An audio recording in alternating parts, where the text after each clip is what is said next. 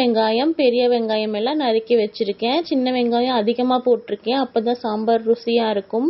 போட்டு நல்லா கிளறி விட்டுட்டு நறுக்கி வச்ச முருங்கைக்காயும் சேர்த்து நன்றாக கிளறி விட்டுட்டு அதுக்கப்புறம் கொஞ்சம் கருவேப்பிலையும் அதிலே போட்டிருக்கேன், கிளறிட்டு இப்போது நாம் என்ன சேர்த்திக்க போகிறோன்னா மிளகாய்த்தூள் 1½ ஸ்பூன், மல்லித்தூள் 1½ ஸ்பூன், அதுக்கப்புறம் சாம்பார் தூள் 3 ஸ்பூன் சேர்த்தி நல்லா கிளறி விட்டுக்கலாம். கிளறி விட்டுட்டு முருங்கைக்காய் வேகிறதுக்கு தேவையான தண்ணீர் ஊற்றிக்கலாம்.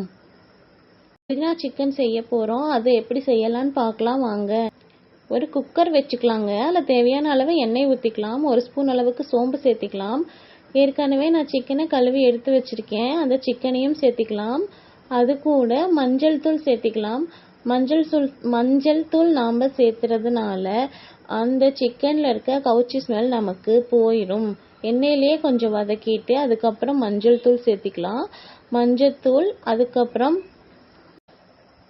தூள் சேர்த்து நல்லா நம்ம வதக்கிக்கலாங்க. இது கூட நான் உருளைக்கிழங்கும் சேர்த்து இன்றைக்கி செய்ய போகிறேன்.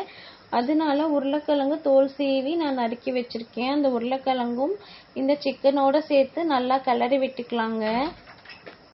அடுத்தது இஞ்சி பூண்டு விழுது அரைச்சி வச்சுருக்கேங்க. இஞ்சி பூண்டு விழுதும் சேர்த்து நல்லா கிளறி விடுவோம்.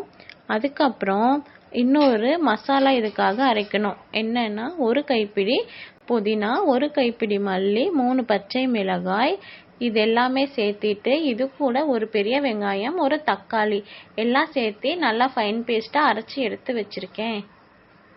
அந்த கலவையை சிக்கன்லையே ஊற்றியாச்சுங்க. இப்போது 2 விசில் விட்டு எடுத்தோம்னா நமக்கு புதினா சிக்கன் சுட சுட ரெடி. புதினா ஃப்ளேவரில் சூப்பராக இருக்குங்க. சில்லி சிக்கனுக்கு தகுந்த மாதிரி நாங்கள் சிக்கன் வெட்டி வாங்கி வச்சுருக்கோங்க. அதை நல்லா சுத்தமாக கழுவிட்டு அது கூட இஞ்சி பூண்டு பேஸ்ட்டு நாங்கள் சேர்த்தி வச்சுருக்கோம். இது கூட தேவையான அளவு கார்ன்ஃப்ளவர் மாவு சேர்த்திக்கலாம்.